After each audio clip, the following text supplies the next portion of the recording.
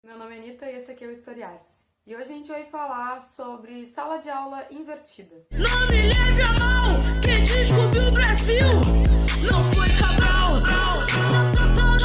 A sala de aula invertida, ela é a continuação de uma série que eu e o Cadu a gente tem desenvolvido aqui no canal sobre metodologias criativas, metodologias ativas em educação. A sala de aula invertida, então, ela é um pouco como o nome já fala. É a troca, a inversão da sala de aula. Ou seja, em vez dos educandos virem para a sala de aula, aprender o conteúdo e fazer os exercícios em casa, seria o contrário, basicamente. Realizar a aprendizagem do conteúdo fora do espaço escolar, né, na sua casa, e aplicando dentro da sala de aula exercícios, atividades dinâmicas, aplicando os conceitos. Então, basicamente, a sala de aula invertida é isso. Então, para o educador inverter a sala de aula, ele vai precisar criar um espaço de ensino à distância, né? Como o Moodle, o Edmodo, acho que é assim que fala. Esses ambientes vão ter vídeos, podcasts, questionários, para fazer essa aprendizagem que seria feita na sala de aula, né, com o professor lecionando sobre o conteúdo, seja feita nesse outro espaço. Com isso, existem algumas coisas contra, né, na minha visão, a essa metodologia de ensino, que ela é muito boa. Porém, na realidade que a gente tem no Brasil hoje, da relação educacional, a gente encontra algumas barreiras, como educandos e educandas que não têm acesso ao computador fora do espaço escolar. Não tem como pagar para ir numa lan house, ou não tem um computador, não tem internet em casa.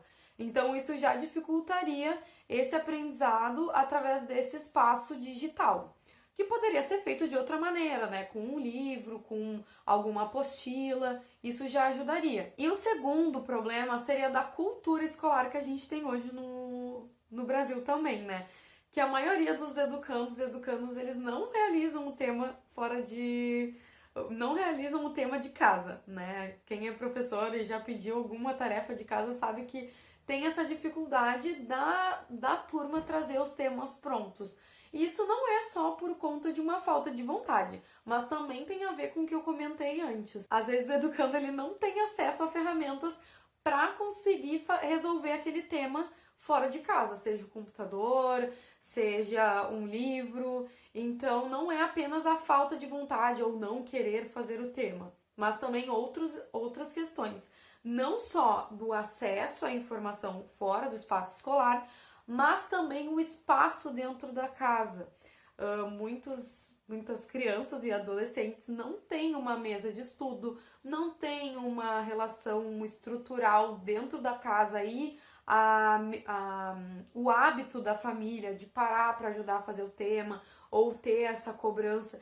Então, são vários fatores que poderiam prejudicar essa metodologia ativa, mas que não é por isso que a gente não deva pensar ela e talvez repensar ela dentro do nosso espaço, da nossa realidade escolar. Então, a sala de aula invertida ela é bem legal também, porque ela vai ser um pilar para outras metodologias ativas serem aplicadas, como aprendizagem baseada em projetos, que a gente ia falando em outro vídeo. Porque a sala de aula invertida é aprender o conteúdo fora daqueles 50 minutos que os educadores têm dentro, 45, 50 minutos, que os educadores têm dentro das salas de aula, para passar que aquele momento dentro da sala de aula seja feito para resolver questões, dúvidas, né, sobre aquele conteúdo e para aplicar os conceitos aprendidos. Então ele gera essa aprendizagem mais ativa, que pode ser realizada através da aprendizagem baseada em projetos e também da aprendizagem baseada em problemas. Fora isso, a sala de aula invertida ela ainda tem o potencial, como assim outras metodologias ativas da educação, de gerar um ensino mais autônomo, flexível e individualizado, né? Focado nas necessidades daquele educando ou educanda. Na descrição do vídeo tem algumas bibliografias de onde eu tirei para conseguir fazer o roteiro desse vídeo. E nessa bibliografia tem um que eu indico bastante, que é bem resumido e bem... é resumido, mas também é bem proveitoso, assim, né? Tem muita informação importante ali, que é um e-book de acho que é um mestrando. E ele mostra algumas imagens sobre a sala de aula invertida, como por exemplo, que vai falar sobre as habilidades que esse tipo de metodologia potencializa no âmbito das habilidades cognitivas e das habilidades socioemocionais. Então, como vai mostrar na imagem, nas habilidades cognitivas, bem lá embaixo tem recordar e compreender, aplicar, analisar, avaliar e criar, e analisar, avaliar e criar. Depois, nas socioemocionais, que isso é muito importante, porque a gente está lidando com uma sociedade em transformação. A gente não tem como ensinar para determinadas profissões, porque o mundo está mudando muito rápido. E talvez a gente ensinar para determinada criança, adolescente, tem alguma educação específica para aquela profissão, talvez aquela profissão nem exista mais no futuro. Então, as habilidades socioemocionais são muito importantes, porque é a capacidade de se adaptar e de se conhecer a si, assim, para conseguir estar dentro da sociedade, estar dentro de um grupo de uma forma harmônica. Então, ali nas questões socioemocionais vai aparecer motivação, autonomia, perseverança, autocontrole, resiliência, colaboração, comunicação e criatividade, sendo que existem outras habilidades que podem ser trabalhadas dependendo do projeto, né, de como vai ser trabalhado pelo educador, a escolha do educador. Nessa imagem, então, vai mostrar bem como é que funciona a sala de aula invertida. Antes da aula, então, o professor vai preparar o conteúdo e vai compartilhar com os alunos. Os alunos, né, os educandos, vão acessar esse conteúdo. Durante a aula, vai ser um momento de esclarecer dúvidas e realizar as atividades práticas. E depois da aula, o educador ele vai avaliar e decidir por um novo tópico, né, do que vai ser trabalhado a partir do que foi feito já. E os educandos vão revisar esse conteúdo, seja em forma de wiki, né, de questionários, seja em forma de vídeo. Então, é bem específico daquele ambiente escolar que o educador vai escolher a forma que vai ser revisado, a forma que vai ser escolhido o novo tópico. Então, nessa imagem aparece bem como funciona a sala de aula invertida. Esclarecer dúvidas, discutir conceitos, analisar artefatos, resolver problemas, trabalhar em grupo e criar projetos. Isso tudo aproveitando o tempo de vivência dentro da escola. E não ser aquele tempo que o professor está lá meramente explicando um conteúdo. Porque às vezes sobra muito tempo, né? Falta tempo. Porque o educador fica quase 30 minutos tentando explicar um conteúdo para depois partir para algo mais prático. E a gente sabe que é muito mais interessante a gente aplicar, porque é na prática que a gente vai ver se a gente realmente aprendeu.